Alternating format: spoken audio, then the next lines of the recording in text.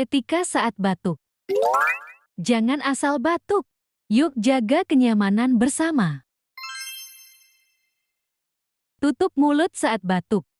Gunakan tisu atau siku bagian dalam. Bukan tangan. Segera buang tisu bekas ke tempat sampah. Tertutup.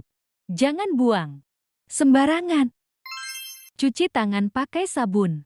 Atau gunakan hand sanitizer bila tidak ada air.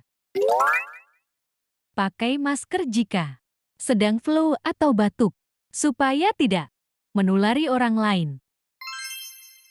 Etika batuk sama dengan bentuk kepedulian, sopan, sehat dan saling menghargai. Yuk terapkan etika batuk.